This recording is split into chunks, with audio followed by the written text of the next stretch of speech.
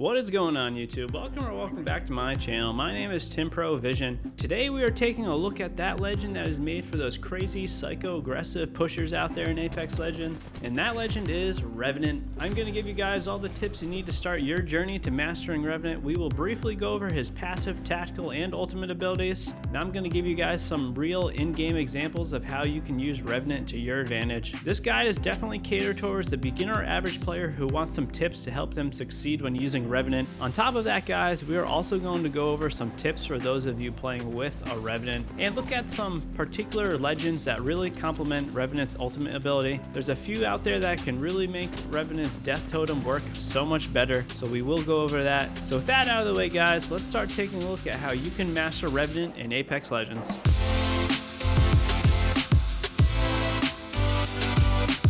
If you guys like this video or you just want to support me, hit that like button. It would mean the world to me. And subscribe to the channel, guys. We have lots of Apex Legends content already on the channel, and we got lots more coming as Season 6 comes to an end and as Season 7 begins. We already have guides on Wraith, Bangalore, and Mirage, so if you want to check out any of those guides, the links will be in the description below, and drop a comment with what guide you would like to see me do next.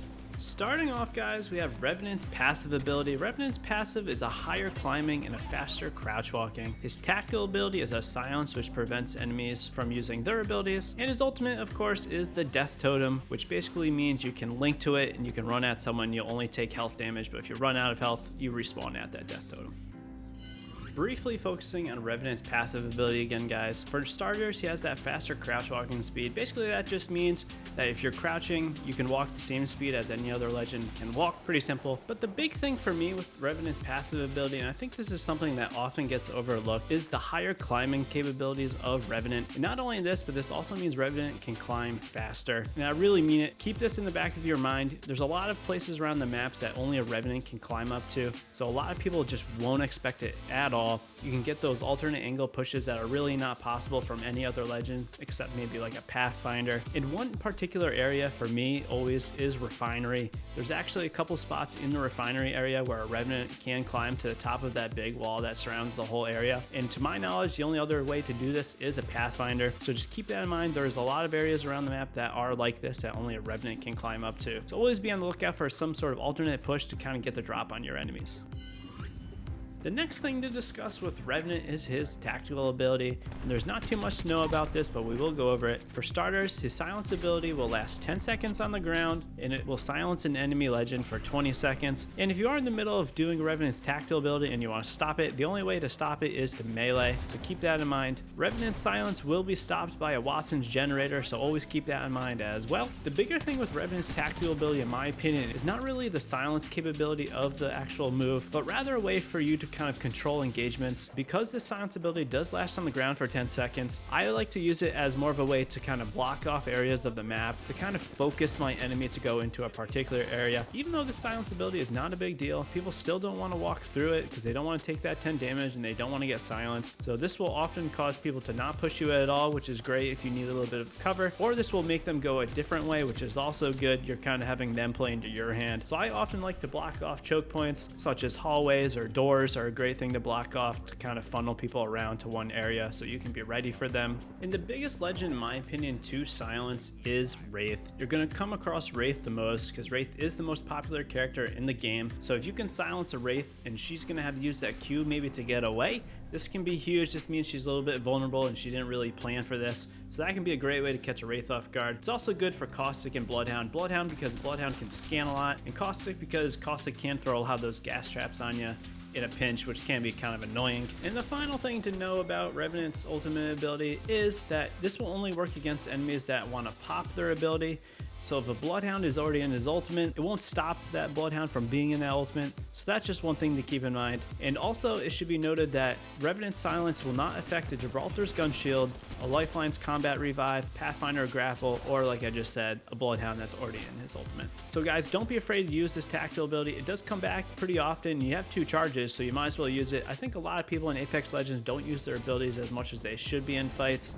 So definitely be on top of it. Use it to your advantage.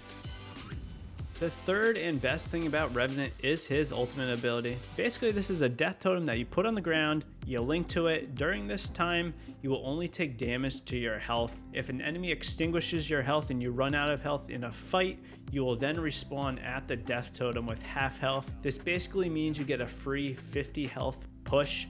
This is crazy good. If you have 3 people that are all linked up to this totem, that means you get an extra 150 health. This is almost like fighting a 4th character, and a lot of people don't realize that. You're basically fighting 4 people if they're all in the death totem because they get that free push. And on top of that, you can push someone pretty much with no regard for your life at that time, which means you can try stuff that maybe you normally wouldn't try in an engagement because you do have that free respawn. One thing to note about putting down the death totem though is you want to make sure you're putting it down in a sweet spot. You don't want to be putting down the death totem in the open. Like on screen here, I'm probably putting this death totem down too close to the enemies, and this could be really bad. If they see that I'm putting the death totem down, they could easily run over to me, laser me, and then I'm respawning right where I just was, and they're gonna keep lasering me. And also, it should be noted, guys, enemies can link up to your death totem. So if you put the death totem down, you run at a team, and a team comes up behind you and they link to your death totem, well,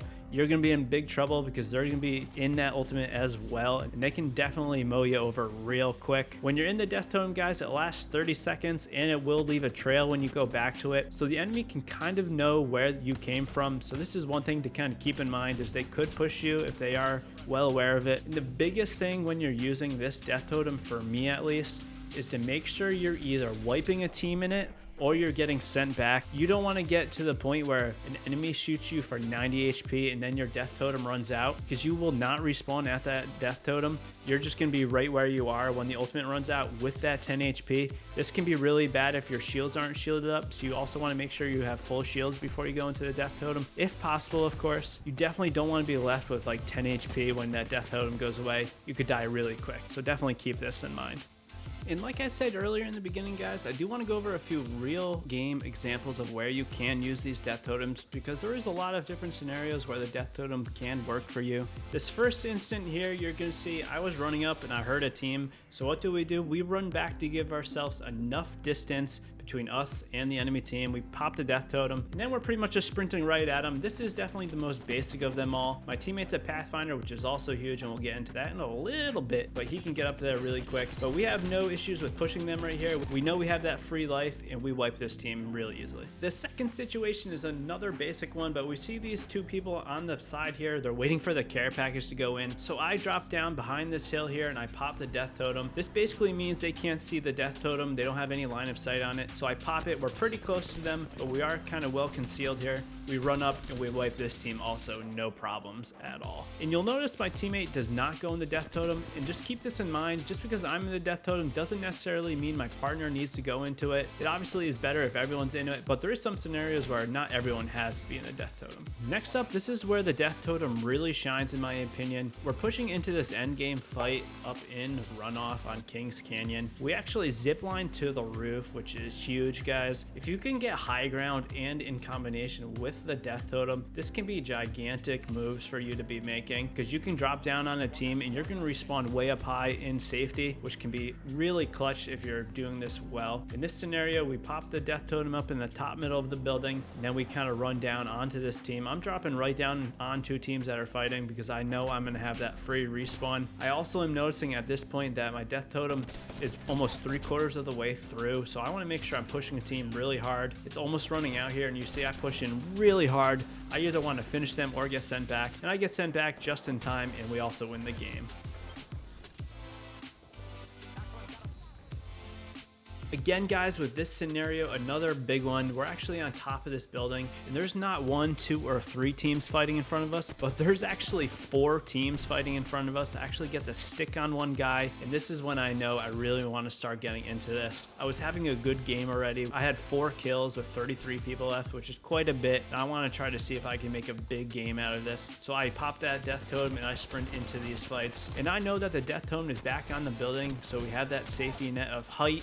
Plus, we have a decent amount of distance between the death totem and the enemy team, so I know if I do get sent back, I'm going to be pretty safe, Obviously there is some risk because you're not really sure who could be coming up behind you, but this gives all 3 of our members a free push, and we do get a lot of kills here in this engagement. I think I get like 3 or 4 kills, I'm not quite sure. You are going to quickly notice that one of the enemy teams popped a Revenant ultimate with a Wraith portal, which is also huge, and we'll get into this in a little bit, but definitely keep that in mind. You can always stack up the Revenant ultimate with a lot of other legends and get really creative in your different type of pushes.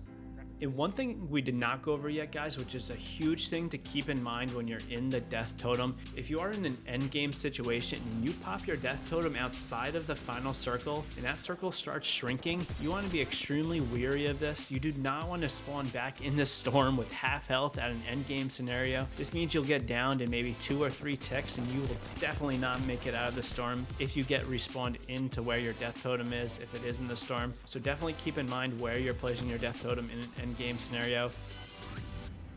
And the final part of this video, guys, is not really so much about Revenant, but it's what legend can be used with Revenant efficiently. Obviously, every legend can go into the death totem, no issues, no questions asked. But there are 3 legends in particular that I think really benefit from the Revenant's death totem the most. And these are the 3 legends that, in my opinion right now, have the best mobility. So for starters, we have Bloodhound. A Bloodhound that is ultimated and also in this death totem means he can fly across the map really quick. He can scan enemies, he can see all the enemies being highlighted. So this is a great combo. And on top of this, guys, there's also Pathfinder. Pathfinder, while also being in the death totem, is great. And you'll notice the 2 themes with these 2 legends in particular is the fact that they can get further across the map. Basically, that means you can put the death totem farther away from the fight. You can close that gap and that distance to the fight a lot quicker. So you will have more safety with these legends. Because the Pathfinder has the grapple ability and the zipline ability, you can pop the death totem, go into the death totem, then hop on a zipline, or the Pathfinder can grapple over to a team, which can be really huge. You can get across the map much quicker. And the final one, and we have an example of this on screen, is to use the Revenant death totem with a Wraith. In my opinion, this is one of the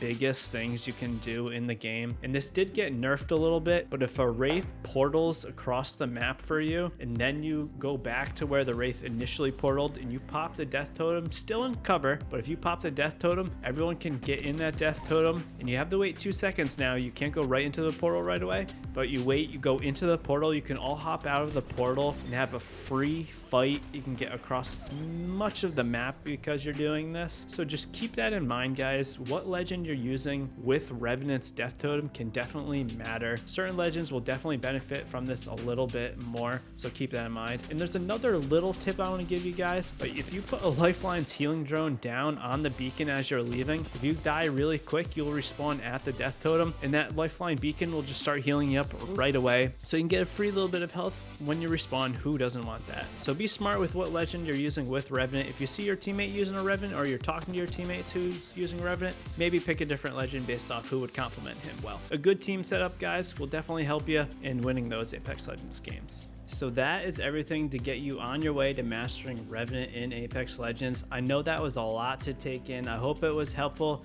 Let me know if you have any other big Revenant tips. Drop a comment down below. If you guys like this video, and or if you want to just support me, hit that like button. It would mean the world to me, and it does help the video get noticed. And of course, subscribe to the channel. We have lots on Apex Legends already, and we have a lot more on the way. If you guys want to get in touch with me, you can drop into one of my Twitch streams. I stream almost daily every night Eastern time. And of course, you can join our community Discord channel, which is the #1 best way to get in touch with me and talk anything about Apex Legends or gaming in general. Until next time, I will see you all in the arena. Have a good one, everyone. Peace out.